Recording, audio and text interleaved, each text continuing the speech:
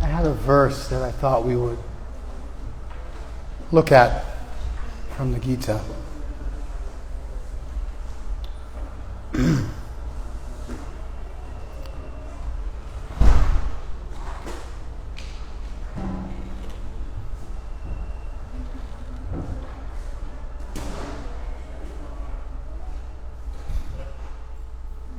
Jnanena tu tat ajnanam yesham nashitam atmana.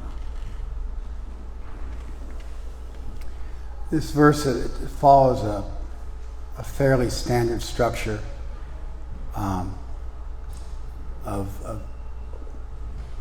Sanskrit verses, where it uses two correlatives.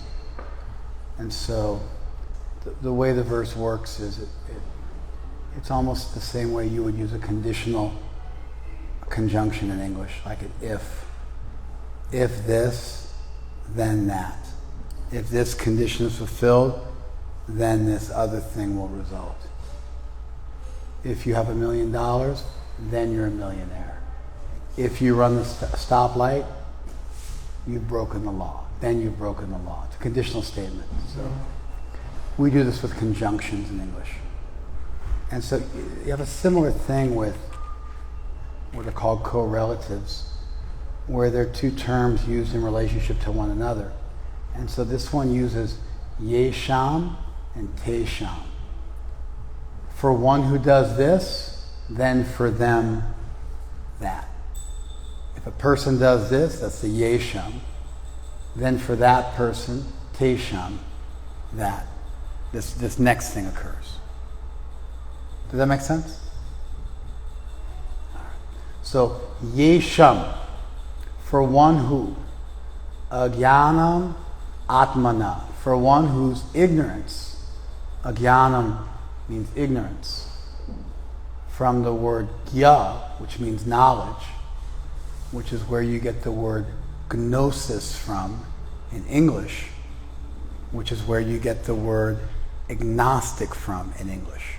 Someone who doesn't know is an agnostic, or the, multi-thousand-year-old Gnostic tradition of the ancient world was the tradition of those who were the knowers. They knew stuff. They knew esoteric knowledge. So they're called Gnostics. And then, normally, unless you study history, you don't know about the Gnostics. Raise your hand if you've heard of the Gnostics before. But almost everybody who speaks English is familiar with the term agnostic, which is for someone who doesn't know whether they believe in God or not. An agnostic. So both this word, Gnostic, agnostic, come from gnosis, knowledge, comes from gya in Sanskrit, and the word ajnanam is similar. So it's a very similar. Agnostic, Gnostic, and here we have yesham. For that person whose atmana ajnanam, for their ignorance of the self, is jnanena nashitam. It's been destroyed by knowledge. Jnanena tu tat ajnanam yesham nashitam atmana. For the person whose ignorance, ajnana, of the self, atmana, has nashitam, been destroyed by knowledge, jnanena. For that person, tesham, for that person, adityavat jnanam, that knowledge by which their ignorance is destroyed is adityavat. Vat means like. And so it's adityavat. It's like the sun. So knowledge here is being almost with a simile. It's being explained to be like the sun.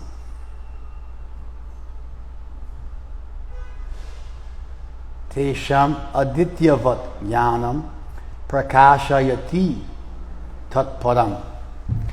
And that jnana, which is sun-like, for the person who by that knowledge has their ignorance destroyed, it prakashayati, it causes the supreme to be illuminated. Prakashayati is in the causative. So it causes the illumination of tat padam, of the supreme. Now the supreme, the word padam is used here for supreme, and to understand this verse, you have to figure out what tat padam means. That supreme, the use of the word tat indicates that param has been already introduced into the text at an earlier point, and therefore it's being referred to later on. If you go back a few verses in the text, you'll find that the padam, which is being referred to here, is one of two things. It's either the self, the soul, or God. And so the verse altogether is yesham, for that person who agyanam atmana, their ignorance of the self, is nashitam, destroyed, jnanena, by knowledge, for that person, tesham adityavat jnanam, for that person, that knowledge has become like the sun, prakashayati tat padam, and it causes the supreme to be illuminated. It causes the supreme to be illuminated. And the supreme here, either, depending on how you look at the preceding verses, the supreme is either the self or God, or, if I was going to give an opinion, I think it's quite clear that both things are being included. Both things are being indicated by the word tat padam, based on the idea that we are a part of God, and therefore a partial form of self-realization is to realize the self, and a full form of self-realization is to realize the self and the super-self, ourselves and our origin. I think this verse is quite beautiful, and I find it to be inspirational and deep and profound and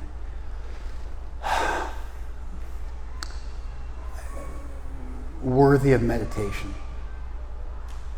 I think this verse deserves to be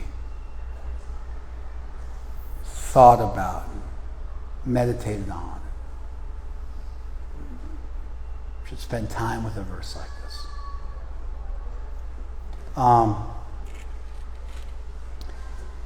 And the reason I like this verse so much and find it to be profound and worthy of meditation is because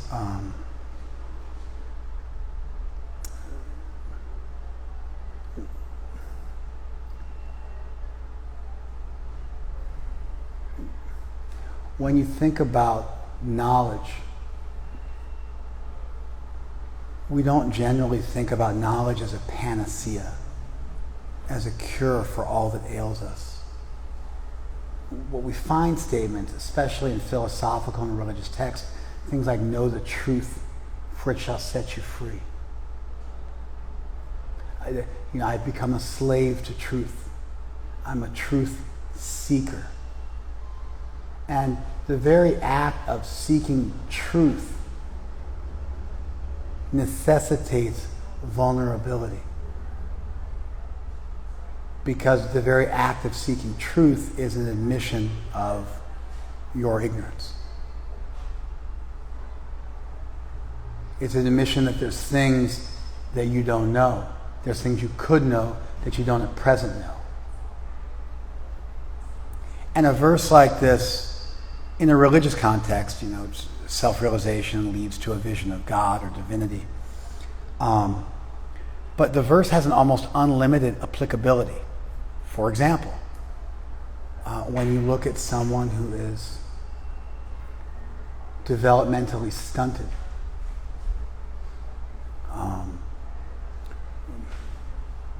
who has issues, who's delusional, who's narcissistic, who has unrealistic expectations of themselves or others, who has not accepted themselves for who they are and is operating under some delusional premise, who wears a mask, who hasn't explored their shadow side, who hasn't, reconciled their reality with the mask they present to the world. This verse applies to them, even in a secular, non-spiritual sense. That, in many ways, the first step of therapy or self-realization, self-actualization, is to become open to, vulnerable to, accepting of ideas that you don't currently hold or things you don't currently know. And so, just going to a therapist, sitting in a classroom, learning a language, having a real conversation with a friend, all these things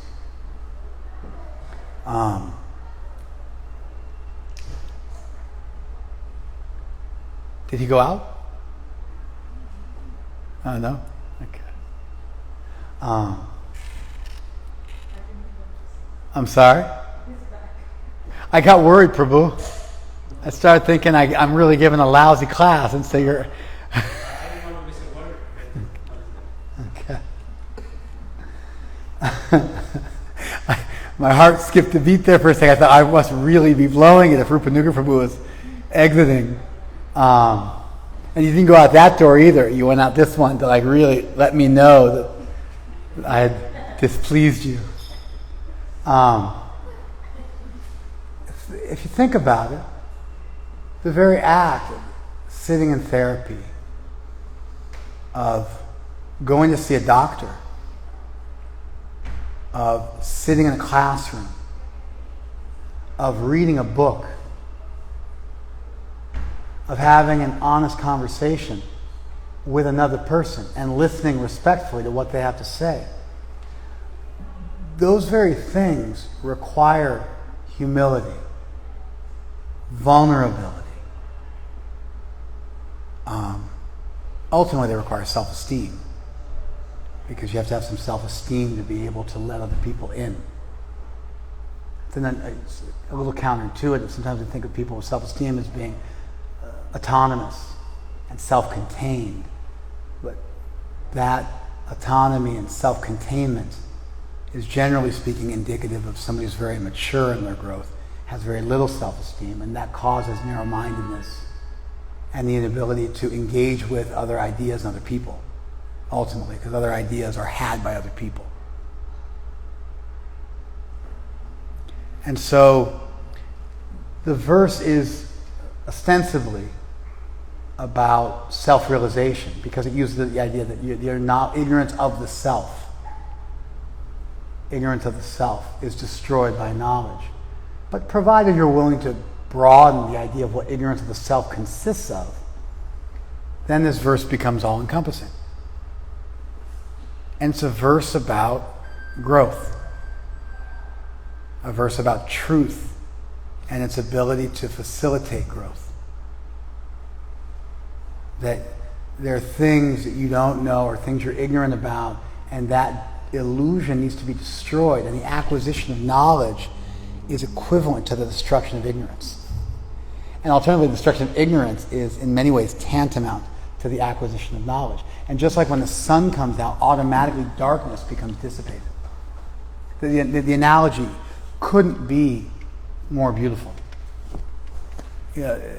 Automatically, when the sun comes out, even before the sun rises in the sky, then automatically, as a concomitant reality, darkness is destroyed.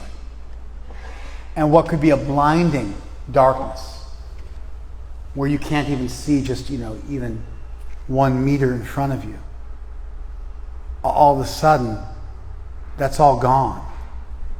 And you can see yourself, and you can see other people, and it's like the darkness never existed. And so the adityavat jnanam, this knowledge is like the sun, prakashayati, and it causes tatpadam, that's supreme, to be illuminated. It's a really powerful image.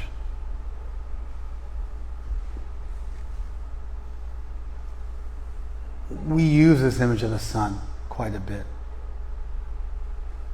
That we are suryang sakiran, we're like a ray of the sun, like a photon that carries with it heat and light, but is not the entirety of the sun.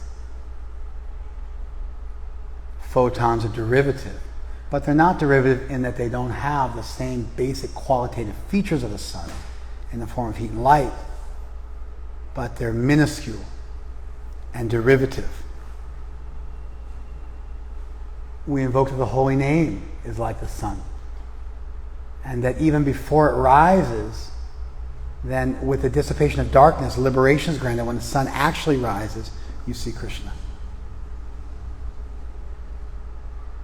But even prior to the sun fully coming out, then darkness is dissipated. Even before the sun arises on the horizon, creeps up over the horizon, just the heralding of the sun, the harbinger of the sun, is that all darkness is removed from the sky. And you can see, once the sun comes up, the earth is warmed, we are warmed, life is brought to the world.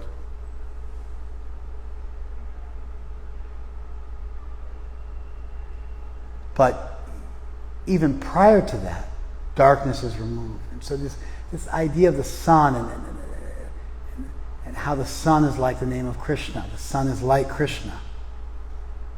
The Bhagavatam, Puranarka, it's the sun as a book. Our sacred texts are a scripture, a book which is like the sun, because it gives light, far-reaching light, far beyond one lifetime. And so the verse itself, I think it has tremendous power. If you think about it and let it seep in, I want to achieve knowledge. I'm seeking after truth. Therefore, by that act, I become vulnerable. I'm receptive to new ideas. I'm admitting there are things I don't know.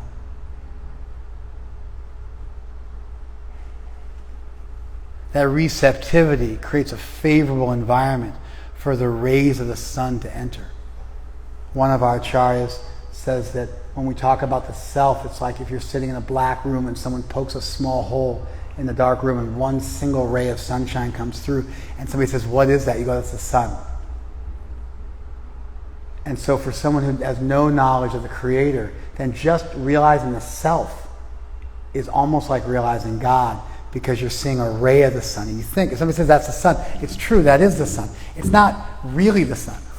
If you've actually seen the sun, then you realize that's just a ray of the sunlight. But if you haven't yet seen the sun, then that ray of light starts to orient you towards the idea of light, and then you can move forward from that and eventually see the sun proper. And so by realizing the self, you can eventually realize the Supreme. Amazingly, as you open yourself up to knowledge and things you don't know, you start to look at the world differently, and you notice wild things. Like if you look at the world through a large enough microscope, you notice wild things. You notice that protons buzz around as subatomic particles and don't become dissipated because of weird things called gluons. And then you notice that subatomic particles have this thing called a quantum leap, where they'll be one place and all of a sudden they'll disappear and show up somewhere else. And no time is spent, and there's no physical journey. They literally just disappear from one place and they leap, they teleport, and they show up on another part. of their elliptical. Wild, crazy things reveal themselves, and we have to completely rework classical mechanics and come up with quantum mechanics to explain how the small world moves. We finally came up with a map to explain how big things move, planets and such, tides, but then opening yourself up to knowledge and using the right instrumentation, having the humility to truly look through the microscope, to look through the looking glass. Then you find out there's a whole quantum world out there that's entirely distinct. In fact, even to this day, we have no way of reconciling the quantum and the classical world. They follow two different sets of rules.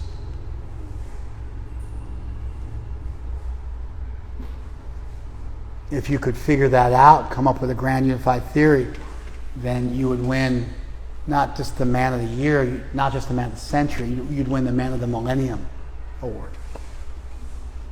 Such a discovery. Be the most important discovery in 1,000 years, in 2,000 years, 5,000 years.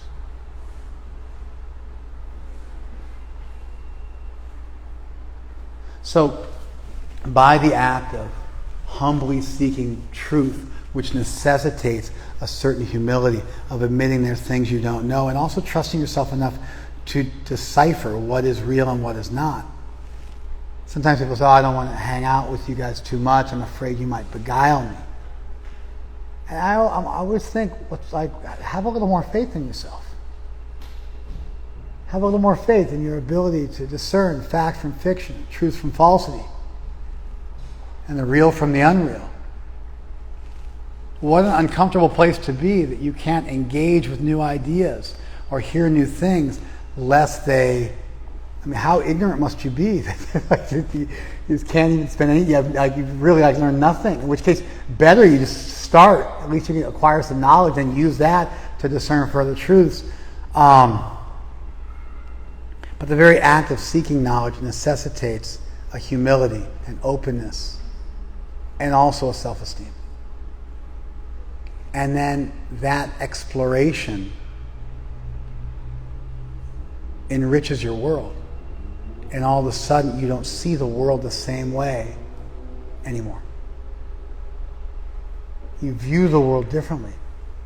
Because in the same way that when you look through a powerful microscope, you notice the quantum world. Similarly, when you look through the world philosophically and existentially, you notice just as radical a thing.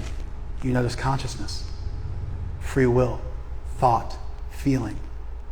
Things that the chemical world simply does not possess in any iteration, in any combination.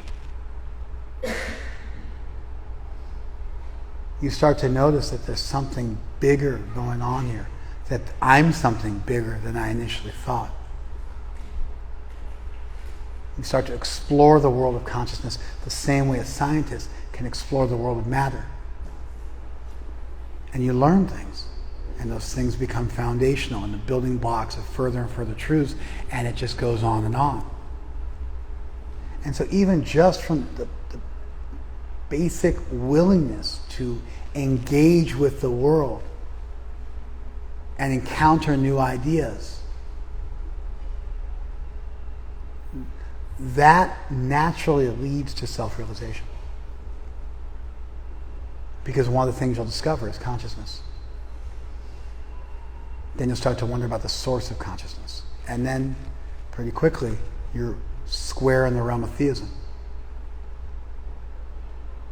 And so although the verse is most primarily about realizing the soul in God, you can broaden the scope of the verse unlimitedly to just being about the acquisition of knowledge and knowledge of anything's ability to destroy ignorance and to illumine the world and to enrich your vision of the world. And if you broaden the scope of the verse to being that generic and that general and that broad, you still wind up confronting the self and God, because eventually you have to contend with things like consciousness and the source of all existence. Eventually, you have to get back to a Big Bang, which now needs to include consciousness, which is an irreducible facet of reality. And so if you broaden the scope to be about knowledge, generally speaking, you still get back to self-realization in due course of time, albeit with a few more steps. And everywhere along the way, there's a consistency that when you encounter knowledge, it has the same effect. It illuminates the world in which you live. It extends how far you can see. It helps you better understand yourself. It helps you better understand other people. As you know yourself, you can then project that positively onto other people. And we have a name for positive projection, healthy projection, and we call it empathy. And you begin to understand other people because you've understood yourself. You can begin to see other people because you've seen yourself. Hey, do me a favor, open that door for me. Thank you. I'm just going to up my volume. Open that one too. Thank you.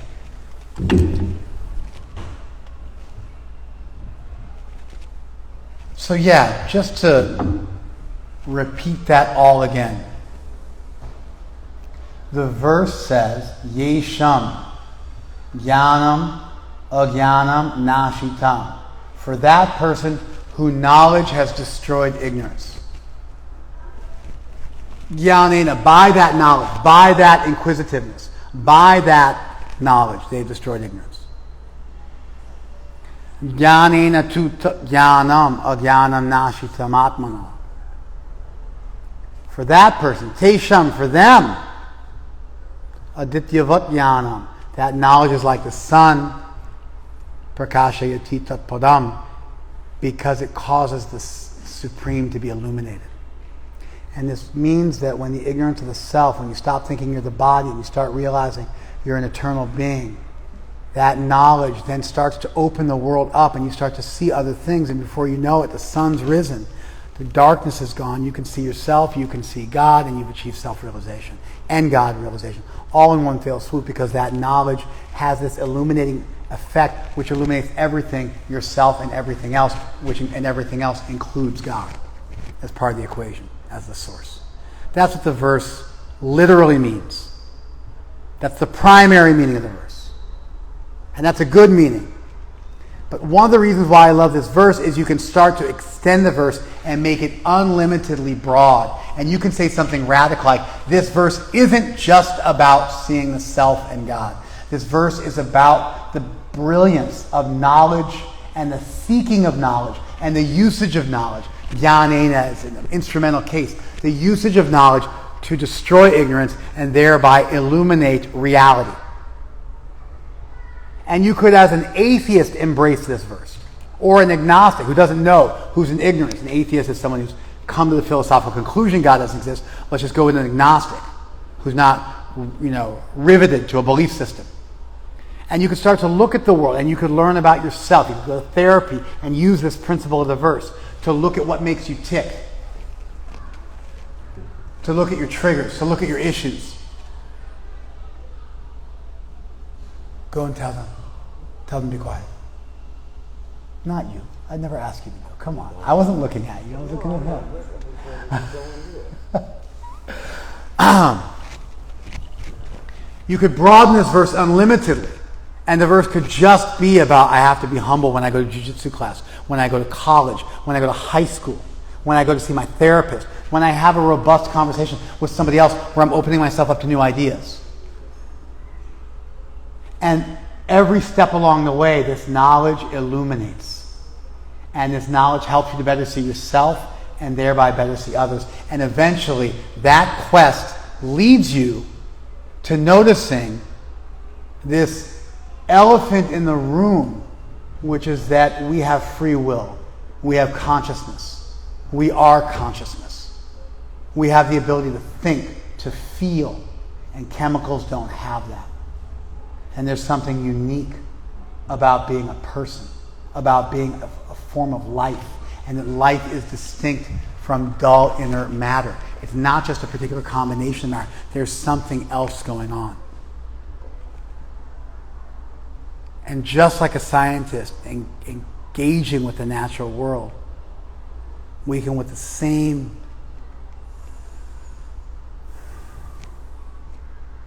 perseverance and seriousness and humility, we can get all the way back to the self and God, even using the broadest of definitions of this verse.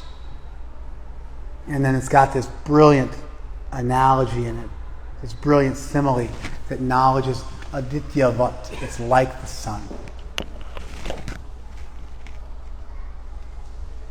And when the sun comes up, before you even see it, darkness is gone. You can see yourself. You can see others. You understand the world in which you live. And it becomes very clear that just that lightness, that removal of darkness, that ability to see things clearly heralds even more beautiful things about to come over the horizon. And you have confidence. It builds confidence, conviction, faith, trust in the Supreme that's just around the corner, just waiting to creep up from the horizon and show you everything.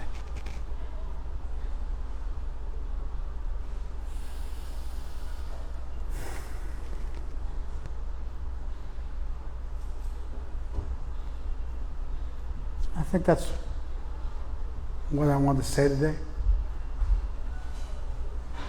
Thank you, IGTV. Do you guys have some feedback? We have a couple minutes left. Rupanugaji, give me some feedback.